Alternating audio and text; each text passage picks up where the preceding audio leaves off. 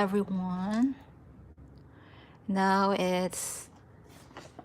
I'm here to again to share about health issues, and I have here a new magazine, and let me read it for you.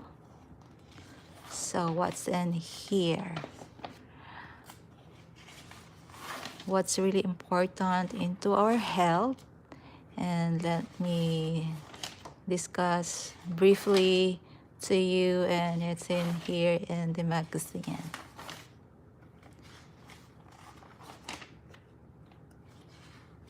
Let me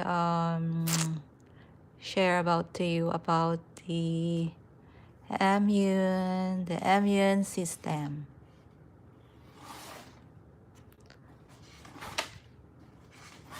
The immune system, the causes of autoimmune disease. So, oh my. Okay, here is the article here. Look at that, how beautiful the weather. It's nicer outside. Okay, now here I am now curious of this causes of autoimmune disease. So let me read it for you. So the researchers continue to debate various questions about the underlying causes of autoimmune diseases like lupus and multiple sclerosis.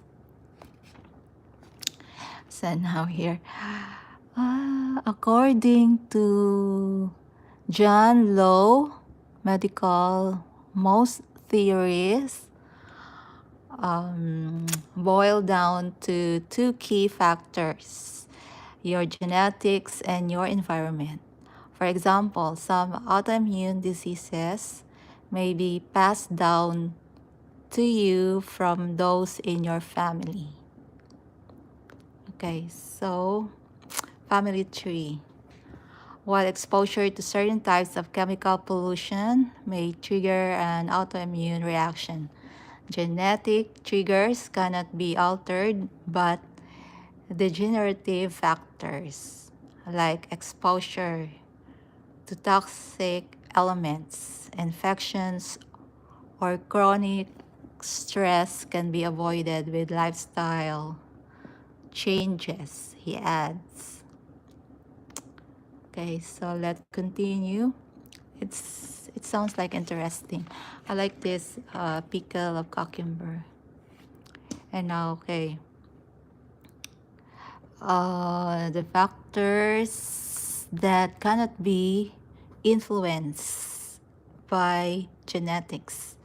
The focus should be on early diagnosis and management, says Lowe. Regular health checkups, family histories, observance of warning signs may be helpful for positive outcome. Okay, now paying attention by these warning signs and taking proactive steps to avoid environmental and lifestyle triggers can help you mitigate the development of autoimmune disease. For those of us already living with an autoimmune disease, these same steps may help to manage symptom flare-ups. So did you hear that? So optimize your diet. Yeah. So this is being overweight. Yeah, mostly here. I saw that obesity. Yeah. So being overweight or obese raises your risk. So eating a healthy diet is foundational. Exactly what you eat is key too. There's a circulation between inflammation and both the developmental and the symptoms of autoimmune diseases. So, did you hear that? Um, concentrate concentrate on anti-inflammatory foods, including leafy greens, fatty fish, nuts, and seeds. Recommends of this doctor. It's hard to pronounce his name, but I will just pronounce this family name, Suleiman. That the focus of diets like the autoimmune produce diet, which has been shown to help with inflammation linked health concerns. Reduce the intake of processed foods, refined sugar, and trans fats, says Suleiman. She also recommends foods rich in probiotic. Yeah, that's true, rich in probiotic, such as yogurt and fermented vegetables. Yeah, I like fermented vegetables than yogurt. I'm not I'm not a sweet person. But okay, as well as probiotic fibers which help maintain the gut, an important factor in immune function. Okay, no. Being overweight or obese raises your risk, so eating healthy diet is foundational. Sweat, sweat it out. So let's read this one and not to be behind of this studies about health. Research suggests that regular physical activity can help to both prevent and manage the inflammation linked with autoimmune disease. It may also help tackle common symptoms of autoimmune diseases such as chronic fatigue. Yeah, I think that's number one, chronic fatigue. Yeah.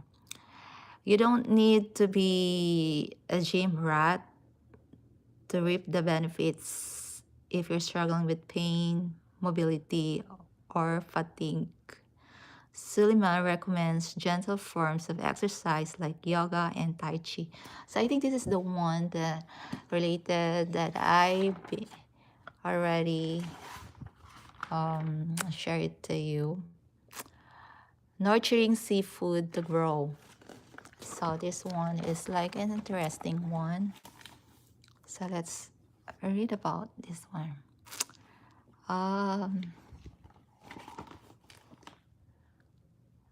So this name is hard to pronounce. This McNeil.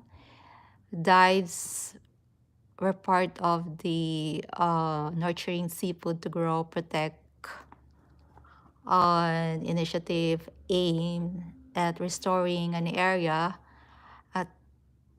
of kelp forests. You know what is kelp?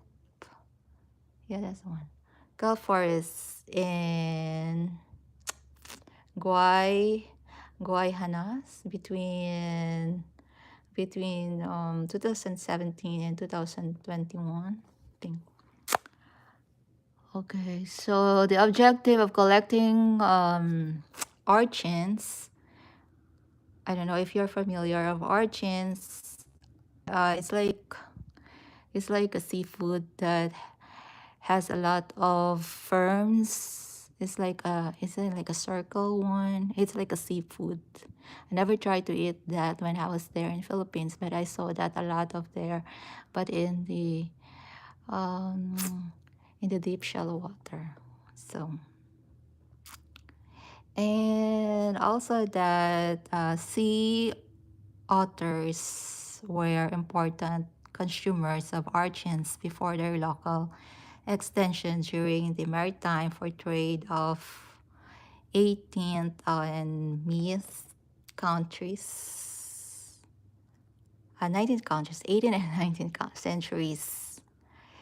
Meantime, for trade during the maritime for trade of the 18th and 19th centuries. With the predation, urchins have become hyper abundant, leading to the overgrazing of kelp, an important cultural resource of the Haida Nation, as well as integral component of the world's biodiversity and environment. Okay. Kelp, yeah, that kelp is like a seagrass in the ocean. Lives near shorelines around the world and helps to nourish and house important underwater life, much like forests on land. Kelp photosynthesis process absorbs carbon dioxide, nitrogens, and phosphorus and releases oxygen. An important system is slowing the rate of eliminate change. Its role in fisheries production and nitrogen removal annually generates more than 500 billion globally dollar. But the Haida Nation isn't the only area grappling with kelp loss. More than half of kelp forests worldwide have declined in the past 50 years. Jeopardizing coastal biodiversity, water quality, and atmospheric carbon levels. Okay.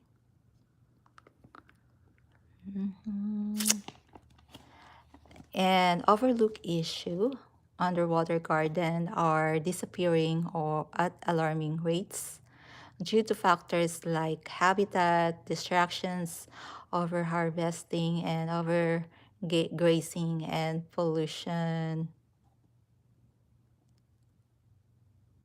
Other challenges include climate change and sedimentation caused by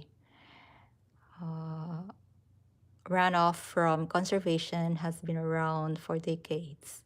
Kelp preservation and restoration is relatively new. The ocean is often neglected compared to the land, and then within the ocean there's a very strong focus on coral. Explain Aaron Eacher, founder and program director of the Kelp Forest Alliance, an environmental organization working to protect the world's kelp. So they're protecting the kelp. There are layers of bias that influence where our conservation dollars and energy are directed.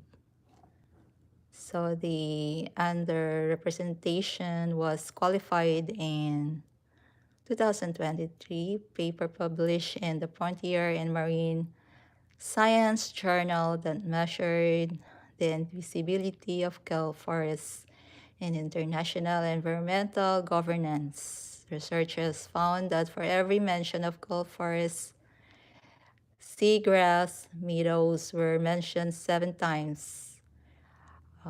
Salt marshes 20 times, salt marshes 20 times, coral reefs 38 times, and mangroves 43 times. Okay, this is